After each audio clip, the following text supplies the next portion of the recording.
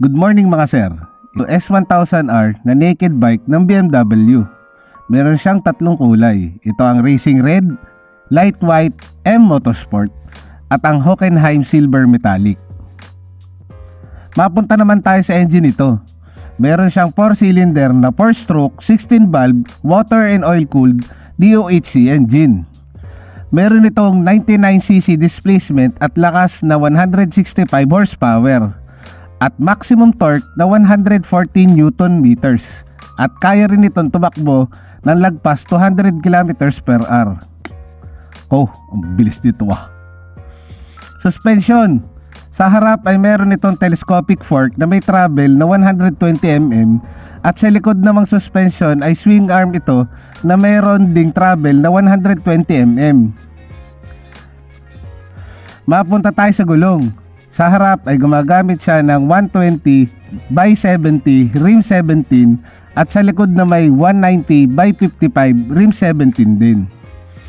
Curb weight na 205 kg at may seat height na 814mm. Bagay na bagay sa height ko. Ako nga pala ay merong height na 5 feet 5 inches at inseam na 115mm. Sa mga kasing tangkad ko, swak ito para sa atin. Mahal nga lang. Nagkakahalaga ito na mahigit 1.4 million pesos. Naku po nga. Full LED light na ito. Meron tatlong riding modes, rain, road at dynamic. Alam nga pala nito kung nakawili ka o nakabanking kasi meron siyang 6-axis sensor. TFT ang display with connectivity. Pag hindi pa naman isa mahal nito Nga pala, adjustable na din ang handlebar. Tara, subukan natin patakbuhin. Ako po, makakatesting din.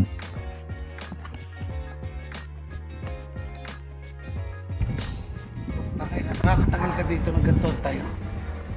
Saan na yan? Kaya tinutukod ang mukha, tangkad. Gawa ng ano? Pag tayo, ano ako? Pa rin ako eh, ang bigat ko na. Yan naman, electronic suspension na.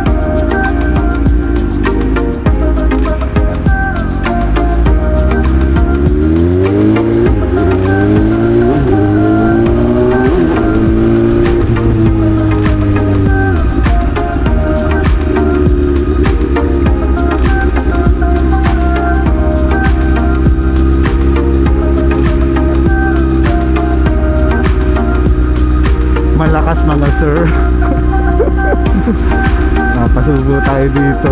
Hindi tayo sanay sa ganito.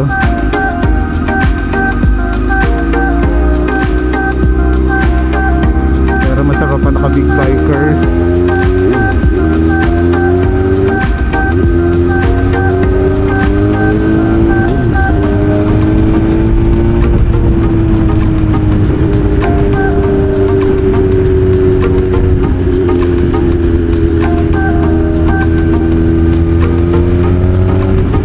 Inang putak. Ano ba kaya? Yari tayo mga sir.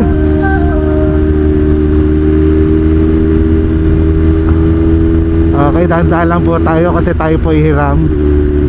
Hindi naman natin ho pwedeng birahin ng birahin at tayo nanghiram lamang. At pangalawa, ngayon lang po tayo ulit sumakay ng big bikers. Ayaw niya ng 6.